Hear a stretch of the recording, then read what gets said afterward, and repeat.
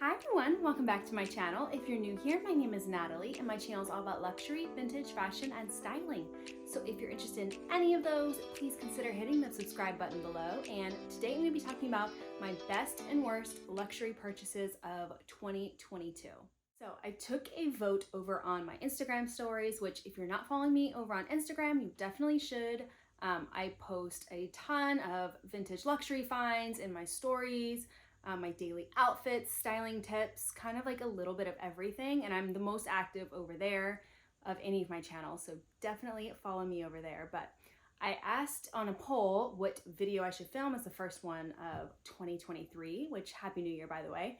And the majority of you voted for best and worst luxury purchases. So that is what I'm doing. I hope you find this interesting. Just a reminder before I get started, if I can find any of the things I'm talking about, I will definitely have everything linked down in the description box below.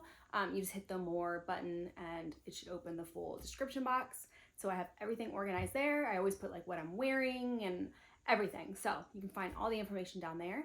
So let's get started. The first item I want to share, I actually bought at the end of 2021, but I feel like I didn't actually get to wear it until like 2022. So my first, and probably like, I'd say out of everything, I think this is probably my top purchase from the last year would be these Hermes Sandals. And so I have the white and black version, and I have a whole video dedicated to these actually about like how I got them and all that. So I'm not gonna go into too much detail in this video, but all the related videos I'll also put down in the description box. So I'll put this video, but yeah, my Hermes sandals, I wear these things to death. I mean, you can see they're kind of beat up and I really actually need to clean them. But yeah, I was like unsure, but when I got them, I just like do not stop wearing them. They are my all-time favorite sandal to wear, the most comfortable. Personally for me, I had no trouble breaking them in. They never gave me blisters or anything. I've heard, I think probably it depends on the leather, because I've heard some people do have problems with them, but I find these super easy to break in. This is just like the calf leather. And I found they ran true to size. I wear my true to size a 37 in these. And yeah, I absolutely love them. They go with everything. I feel like they're like the perfect amount of like chunky, but not being like overly so. I feel like they're still super classic. They go with everything because I got them in a neutral color. And yeah, you will see me style these literally nonstop. If you follow me on Instagram, you'll see how much I actually wore these. I love them, and I've actually considered getting them in another color, but I haven't done it yet. We'll see. They are hard to purchase, like I talked about in my other video about them, but if I can find any for sale, I will link them down in the description box. But yeah, those are probably my top luxury purchase of the year. I absolutely love these sandals. So I guess I'll like alternate between like good and bad. Maybe that'll be like a little bit more fun than all good and all bad. So kind of like to contrast those, I feel like one of my worst purchases were these Chanel loafers. I got these, they're not technically vintage, they're pre-loved. I got them on the RealReal and I absolutely love the look of them. If you can see close up, they have the beading detail here, the quilting, and they also have like a deep navy and black combo. I absolutely love the look of them. And I got a pretty good price on them. I think they were like, I don't know, like $350, $400, somewhere in that range for them, which I thought was pretty good. They were in decent condition. I got my true to size 37, and they feel comfortable. Like when I put them on, like if I just slide my foot in, they feel comfortable. But the problem with these is just that I think I only wore them out once. And not even for that long. I got the worst blisters on the tops of my big toe from these. Oh my gosh. So I need to try wearing them maybe with like those ped socks, you know, like the half looking socks, to see if that makes them more comfortable to wear. But I've just like been hesitant wearing them out because I'm just like scared to get another blister, because you know how blisters are. Once you get them, they like wear on all your other shoes, so uncomfortable. And then if you're like wearing sneakers to work out, it's just a whole thing. So that unfortunately is one of my worst purchases of the year. Okay, so back to a best purchase. This Loewe bag strap I have worn so much. So you guys know I love Loewe. I love everything Loewe. But yeah, I just got this bag strap because I just thought it would be like a nice touch to add to some of my bags to kind of jazz things up. It's one of my favorite things to do, just to kind of give a bag a different look and give it some life, especially like vintage bags. I feel like it's a really cool contrast to have kind of like a different strap on them. So right now I actually have it paired on my Fendi maxi baguette in this whip stitch detail, and I think it looks really cool. I wore this when I was in New York a couple months ago, just like how this is, and I just haven't taken it off since. I wear this bag all the time with it. It's like super easy. It makes the bag extra comfortable because of a wide strap. I love the look of it. I'll insert some clips of outfits I've styled it with, but it's just such a great bag. I mean, such a great bag strap. And it has that Loewe reverse on it. The only thing is, with this beige, I do notice it's kind of like gotten a little bit like dirty, and I think it's that it's rubbed on black clothing, not that it's actually like dirt. And I don't know exactly how I would get that out. I haven't attempted because I just don't like want to make it worse, but it's on the back side anyways. You could technically wear this either way, but I usually just wear it with that side out. But yeah, this has a little Loewe anagram detail there. And it comes in a bunch of colors, so I will link it down below. Again, I think it's a great little buy if you're maybe not looking to invest in a completely new bag, but just kind of want to like jazz it up and have like a luxury detail to an outfit. It's really nice. So yeah, a best purchase of mine. And then in contrast, I'd say one of my worst purchases, and again, it's like, I don't feel like I hate any of the purchases I made. I just think it's more of, I'm not reaching for things as much as I thought I would. So let's keep that in mind. I'm not like selling these bags. I still love them and I want to wear them more. But I would say this Celine kind of vintage box bag. So I bought this kind of in the Triumph is everywhere, and I just felt like this is like a different version of it. It's really cool. I got it for a really good price. This is from Luxury Promise. I purchased it from like mid-year, I think. But yeah, it has that C-class, which is so cool, and the horse bit detail there, and it opens up like this. And you can see, I won't get into detail. I do have a video all about this bag too. I will link down below.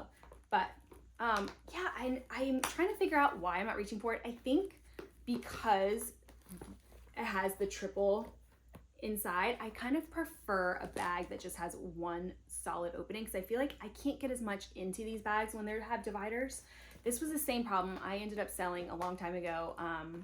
My Louis Vuitton Pochette Matisse, it was the same kind of setup, and I just felt like even though it's like a bigger bag, it should be able to carry more than it does because of the way the inside's organized. So like sunglasses and stuff are always hard to get in these types of bags. That just bothers me. Like if I'm gonna have a medium-sized bag, I at least want to be able to get like my sunglasses in. If not, I would just go for like a mini or micro bag, you know? So yeah, and I think the pattern, for some reason, I just feel like, not that I wear a lot of pattern, but it is a little bit more of a bold bag than some of my other ones. So I just haven't reached for it as much as I thought I would, but I am hoping I will like mentally make the note of that and start wearing this bag more. And in contrast to that bag, one of my best bag purchases of this year was this Bottega Veneta large hobo bag. And I do have a video about this one as well. I will link below. But yeah, I reach for this bag all the time. Like between this bag and like this kind of combo here, these are the two bags. I like literally just leave them by the door because I feel like they're the two I reach for the most. It's just like so easy to throw on. It's kind of just like carefree. I just feel like that's part of the reason why I love vintage bags. I mean, I definitely have some I have to like kind of keep in better condition, like my Hermes Kelly bag, and like, you know, I just can't like throw them around. But I feel like there's some vintage bags where I just feel like it's already like super worn in and loved, and like, you know, it's not in like perfect condition, but I love that about them because I feel like I just like don't have to worry as much or baby them as much. So it has a ton of room on the inside, just one big pocket, and it does have a zip in the back. I can just throw and go. It's like super easy, everyday bag, goes with everything, and very comfortable to wear. So definitely one of my best bags of 2022. Okay, this one again is like sad for me to say. It's one of my worst purchases because it's not like Like personally, I love it. It's just, I have not, I don't even know if I've worn it out once. I'm trying to think, maybe once or twice, but it is this vintage Chanel tank top in this all over logo print, kind of like stamp looking pattern, but I absolutely love it. I think it's super cool. Here it has a zipper on the side here. I think what's throwing me off, again, it's like pattern. I just don't reach for a ton of pattern a lot. So I just feel like it has to be like a very specific look, kind of like all about this shirt, you know, like keep everything very simple and plain besides it. So I think, I don't know, I guess that's why. I just think it's just the pattern, but I also love the pattern. Like that's what I love about it. It's like a standout, really cool top, and I love the clear zipper detail on the side. I think that's so fun, and it actually does work too. It's like a workable zipper, which is cool. It's hard to do with one hand, but when it's on, you can like zip it up and down either, but you see, and it'll actually like zip all the way open too. So again, it's just something like, I'm not gonna get rid of it. I just want to make a mental note to start trying to reach for it and style it more. But yeah, sadly, like I just have not reached for it much over the past year since I bought it. So that is one of my worst purchases. Okay, and then lastly, what I want to touch on is not like a bag or shoes or anything, but I would say that this past year I've definitely focused on buying and investing in more luxury, like diamonds and fine jewelry. So a couple of the purchases that are like my favorite, I would say, is this tennis graduated necklace. So I got this as a present from my husband for my first Mother's Day, which is really like special. And so I just feel like with special occasions, I've had, I guess, more of them the past year. I just feel like having a piece of jewelry that I can have forever, I feel like means more to me than like having a bag for occasion. Although I do have like special bags that are from occasions too. So I don't want to say that, but I think because I have a decent sized bag collection already, unless there was something that was like a standout piece that I really wanted to add, I just kind of wanted to focus on jewelry for this past year. So this graduated tennis necklace, this is purchased from Ring Concierge. I'll link it below. I love buying from there. I buy it all the time. I just find it's like a really easy place to buy jewelry. I feel like it's very transparent. They have a good like returns policy, good customer service. So I don't work with them at all or anything, but I just find that they have really beautiful pieces and like super competitive pricing. So that's what I love. And they occasionally do like little sales and things, but yeah, I got this. And then for Christmas, actually, I haven't even shown this on here. So I can't say it's like the best purchase of the year, but I think it will be eventually. It's going to be one of those pieces I wear every day. I got the mini diamond tennis bracelet. Mine's in white gold. My necklace is also in white gold. I don't know if you can see that from here. But I find like in diamond heavy pieces, I prefer white gold just because I feel like it makes the diamonds sparkle more. And then in something like more like metal heavy, I usually go yellow gold. So I got that. It's so beautiful. The price is really good for it. You honestly like won't find a better deal anywhere else. I've actually asked jewelers other than Ring Concierge, I've asked to see like pricing on and if they could like match that price or like get it below or whatever. And they all said that they could not match the price. Like the price was so good on that one. Like that can't beat it. So I got that one for, it was like a combination of my 10-year wedding anniversary / Christmas present. So I got that and I absolutely love it.